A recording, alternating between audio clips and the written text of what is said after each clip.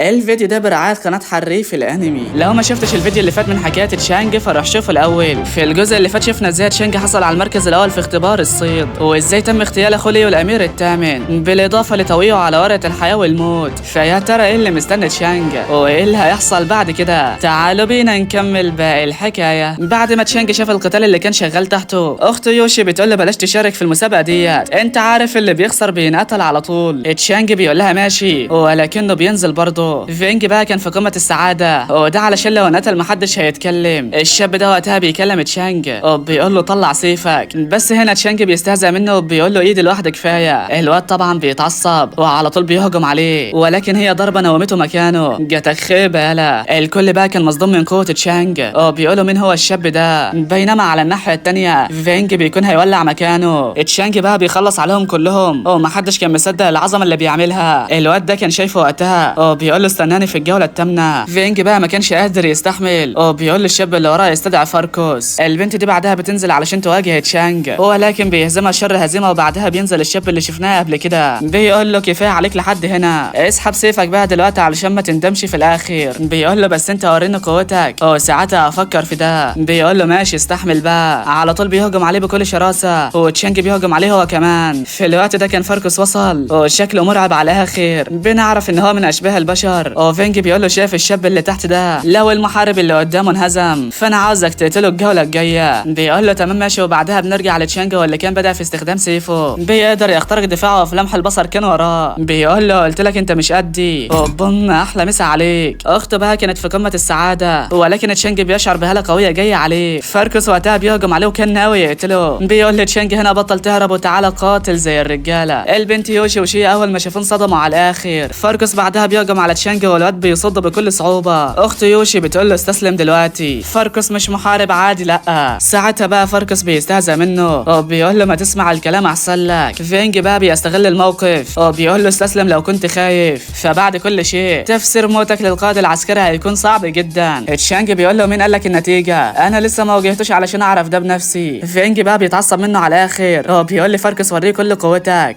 فاركوس فعلا بيقف قدامه وبيهجم عليه بالفاس اللي معاه. المكان بيتدمر ساعتها واخت تشانج بتبقى خايفه عليه جدا، بس تشانج بقى بيصدها بكل صعوبه وبيقول لفاركوس خيبت ظني، كنت فاكر انك اقوى من كده. بيديله واحده على الطاير هنا وعلى طول بيهجم عليه بسيفه، بيقطعه ال 100 حته هنا، ولكن ده ما كانش كفايه علشان ياثر فيه. فاركوس بعدها بيرفع مستوى قوته تاني وبيهجم عليه المره دي بايده. ساعتها بقى تشانج بيفعل درع حواليه وده اللي عصب فاركوس جامد. الناس ساعتها بتعرف انه دخل في وضع الهمجيه وده معناه ان قوته وصلت ل 49 سور. اخته بقى المره دي بتخاف عليه جامد وبتقول له ملوش لازمه تكمل القتال. فاركوس بقى بيهجم عليه بكل قوته وتشانج كان بدأ عليه التعب. بيقول في نفسه هستناه يكسر الدفاع بتاعي وبعدها هوجه له الضربه القاضيه. بالفعل اول ما الدرع بينكسر بينقض عليه بكل قوته وهي ضربه طرحته مكانه. ما حدش من اللي بره كان مصدق اللي حصل واللي هو انت فشخت الواقع حرفيا. لكن بقى على الناحيه الثانيه فينج بيكون هيولع في مكانه. بيقول اعمل ايه علشان اقتله. بيقرر ينزل يواجه تشانج ساعتها والساحه بتتدمر تماما. بيقول له هو انت هزمت الجميع ولكن ورينا هتعمل معايا ايه دلوقتي. والمفاجاه ان فينج واخد المرتبه ال11 في محاربين الطبقه الصفراء. تشانج وقتها بيعرف ان طاقه اللي عنده اكتر منه بيقول لازم اخلص ده بسرعه. فينج بعدها بيهجم عليه ولكن تشانج بيصده. بيكلمه هنا وبيقول له انت موتك على ايدي النهارده. بنعرف ان هو ماهر في استخدام السيف برضه، وهنا بيستخدم احدى مهاراته السريه. تشانج بقى كان واقف ومش عارف هيصد الهجوم ده ازاي. وقتها بيقرر يستخدم تقنيته السريه، هو حرفيا بيفادي كل هجماته ولا كانها موجوده. فينج بقى ما كانش قادر يصدق اللي حصل وبيهجم عليه بنفس التقنيه تاني ولكن خلاص ما عادش فيه اي فايده. ساعتها بقى بيقرر يستخدم اخر تقنيه عنده، هو حرفيا ما حدش من اللي بره كان شايف اللي بيحصل جوه. فينج بعدها بيكلم البنت شيا بيقول لها تالتة اهوت بيوريني ازاي بقى هينفعك. ساعتها تشانج بقى بيظهر من الضباب وبيقول له ازيك يا ابو الصحاب. بيهجم عليه وقتها وهوبا بيفاديها على اخر لحظه. بيهجم على بعض هما الاثنين تاني والتعب بدا يبان عليهم، بس حرفيا مع ده بيستمر ومش عارف اقول لك القتال بقى عامل ازاي. تشانج هنا بيضيع سيفه وعلى طول فينج بيستغل الفرصه ديت، بس تشانج ساعتها بيغفله باستخدام مهاره الشلل وهوبا احلى مسا عليك يا ابو الصحاب. بيفوز عليه قدام الناس كلها وكده بقى اصبح محارب من الطبقه الصفراء. عظمه على عظمه يعني. بيحضر بعدها والد فينج وبيقول الخادمه اللي وراه خديه علشان يرتاح دلوقتي، هو شكله معجب بالامير التاسع يا صديقي. على الناحيه الثانيه وعند ساحه القتال تشانج بيحصل على 100,000 عمله فضيه وده علشان وصل لمحارب من الطبقه الصفراء. الناس طبعا بتنبهر منه وده علشان حصل حصل على اللقب من اول مشاركه ليه. عظمه يا ابني والله. اخته بعدها بتقول له بما انك اصبحت محارب من الطبقه الصفراء بامكانك الدخول للكهف الروحاني مره تانية. الواد طبعا بيكون سعيد جدا، وعلى الليل والده بيكلمه هنا بيقول له فتحت كام خط طول لحد دلوقتي؟ بيقول له 27 واحد. ابوه اول ما سمع كده انصدم وقال له لازم تخفيهم باي طريقه، ما تنساش تلبس الدرع اللي اخدته مني لانه هيساعدك على اخفاء خطوط الطول. بيطلع حبه هنا وبيقول له انها من المستوى الرابع، استخدمها بعد نزولك في جوهر الدم وساعتها هتكون قادر على تنقيه الحبه ديت. بينبه هنا عليه وبيقول له انت اتولدت في عائله ملكيه ولو ما كنتش قادر تقف على رجليك فانت هيتم دهسك. عند الملكه بقى واللي كانت في اقصى غضبها بتقول ازاي الحساله زي دي بقى محارب من الطبقه الصفراء؟ ده كده كتير قوي. بتكلم خادمتها اللي وراها وبتقول لها ايا كان مستواه دلوقتي لازم انا اشوف راسه قدامي في خلال شهر واحد. بتقول لها طيب افرض لو ما طلعش بره القصر خالص هنعمل ايه ساعتها يعني؟ بتقول لها ما انا قلت لك التمن ما يهمنيش. الخادمه وقتها فهمت. وعلى الجانب الاخر وعند قصر عائله لين بيكون ابو زعيم عائله لين وصل والوقتها بيكلم ابنه وبيقول انا سمعت عن شاب عنده مهارات عاليه في الفنون القتاليه واللي هو حفيد تشانج، فعلشان كده يا شياو لازم تنسى اللي حصل من 3 سنين، استغل بقى اي فرصه قريبه واعتذر لاختك لين. عياله بقى ما كانوش عارفين يرد عليه ازاي، ولكن الابن التاني بيقول له على كل حاجه. بيقول له من كام شهر كده اختي اجت هي والامير التاسع علشان يصلحوا العلاقات معانا،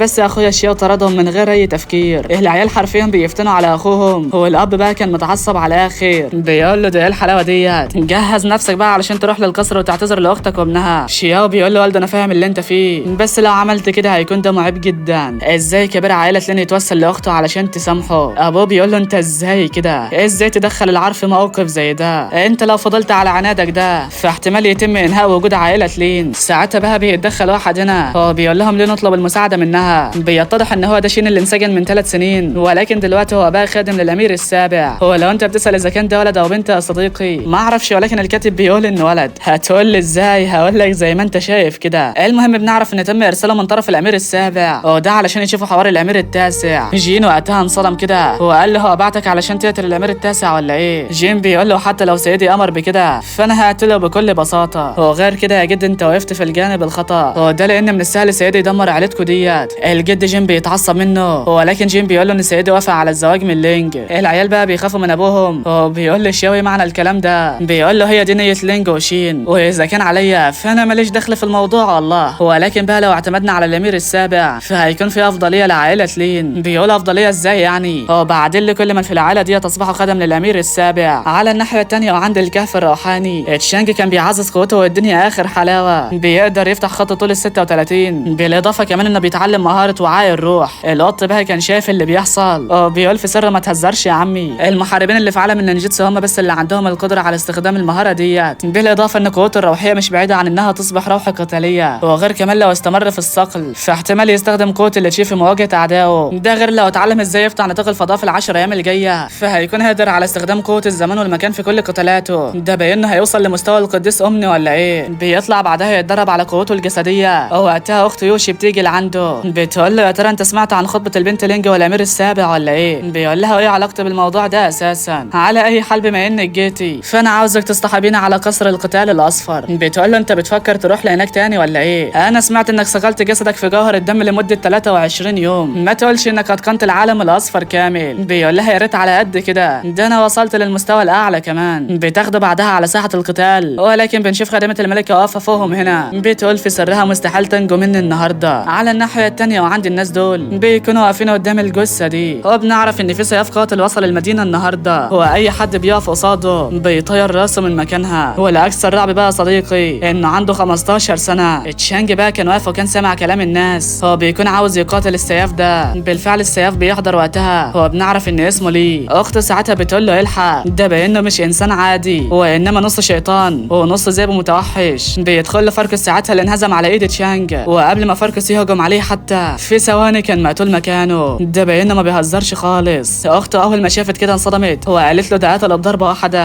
انت متاكد انك لسه عاوز تواجهه؟ بيقول لها لو كان من شهر قشطه، اما الوضع مختلف دلوقتي تماما. بتقول له خلصانه ولكن اهم حاجه تخلي بالك. بس وقتها بيقطع كلامها شينو بيقول لهم يا هلا بالحبايب. شانج ساعتها بيتعرف عليه لان قبل كده البنت يون كلمته عنه. بيقلش عليه وقتها، هو بيقول له كل ما اشوفك احتار اذا كنت ولد ام بنت. يلا شين بيتعصب منه جامد، ولكن في نفس الوقت ده برضه كان ليه قتل 10 اشخاص ورا بعض. والصدمه الكبيره ان هو عبد ينتمي لعائله لين. لينج بقى بتشجعه على انتصارات مراته دي كلها، والواد طبعا بيكون دايب في جمالها، بس الحقيقه انها بتستغله وده كله من اجل مصالحها. البنت دي حرفيا مش سهله زي ما كنا فاكرين. بيتكلم بعدها تشانج وبتقول له يا ترى هل هتقدر تواجه ليه ولا لا، بس بيقول لها المفروض بما ان في شخص مكلف بحمايتك فالمفروض تعتز بيه على كل اللي بيعمله ليكي. البنت لينج بقى هتتجنن. هو بتقول هو بالفعل محارب من الطبقه الصفراء، انا مش فاهمه هو ليه دخل الحلبه تاني. الجمهور بقى كان شايف الامير التاسع، هو بيقول هو بيعمل ايه هنا تاني. الواد فينج بقى طبعا ما كانش مصدق وعلى طول بينزل علشان يواجهه. بيقول له انت قفزت عليا المره اللي فاتت ولكن الوضع اختلف دلوقتي. شانج بيستهزأ منه قال له انت مين علشان تقف في طريق. فينج وقتها بيتعصب منه وعلى طول بيهجم عليه. بس انت بتعمل ايه يالا، هي حركه واحده بتأذيه جامد. بيقول له قلت لك انت مش قدي، ولكن فينج ما كانش حله. بيهجم عليه تاني. هو المره دي شانج بيعمل معاه الواجب، بيهزمه للمره التانيه. هو فينج كان بيعيط هنا. بيقول له صدقني ههزمك في يوم من الايام. بيقول له انا ساعتها هكون مستنيك. بعدها بقى بيحقق 7 انتصارات ورا بعض، والجمهور ما كانش مصدق العظمه اللي بيعملها. ده عدى شهر واحد وازاي قوتك ازدادت كده. بس على الناحيه التانيه البنت لينج كانت متعصبه جدا. بتقول للشاب اللي هنا عاوزاك تخلص عليه حالا. بالفعل بيقفوا قصاد بعض هما الاثنين. اولي بيكلمه وبيقول له بما انك اسأت للانسه لينج فانا مضطر اقتلك. شانج بيقول له مهاراتك في المبارزه فيها عيوب كتيره جدا ومستحيل انك تهزمني مهما حصل، والاحسن تبعد عن طريقي انا بالذات. بيقول له مين قال لك النتيجه، لسه القتال ما بداش علشان نعرف ده. هو الشكل كده القتال هيكون مولع يا صديقي، ولكن قبل ما تقفل الفيديو عاوز اوريك حاجه يا صديقي، وهي قناه حريف الانمي. ولو انت بتسال ايه هي المحتوى اللي بتقدمه فهو تنزيل المانهوا المتحركه والانمي بشكل يومي، يعني عظمه على الاخر. القناه لسه جديده ولكنها هتبقى من اتقل القنوات قريب، فلو انت مهتم بنوعيه القنوات ديت هنصحك انك تشترك فيها وصدقني مش هتندم خالص. ولو انت مش مهتم يا عم خد لك بس، انت كده كده مش خسران حاجه. رابط القناه هتلاقوه في اول تعليق مثبت وفي الديسكريبشن كمان. هو بس كده يا بطل. فيا ترى ايه اللي هيحصل في المعركه ديت، وازاي تشانج هيتصرف مع السياف القاتل ده؟ استنونا بالحلقات القادمه من حكايه تشانج الفنان القتالي الاعظم. وهي بس كده يا بطل، لحد هنا بينتهي الفيديو بتاعنا. مستني منك بقى لايكك الجميل وكومنتك في التعليقات علشان اعرف ان الحكايه عجبتك ولا لا. وما تنساش تصلي على النبي، اللهم صل وسلم وبارك عليه. واشوفكم بخير في فيديو جديد. سلام.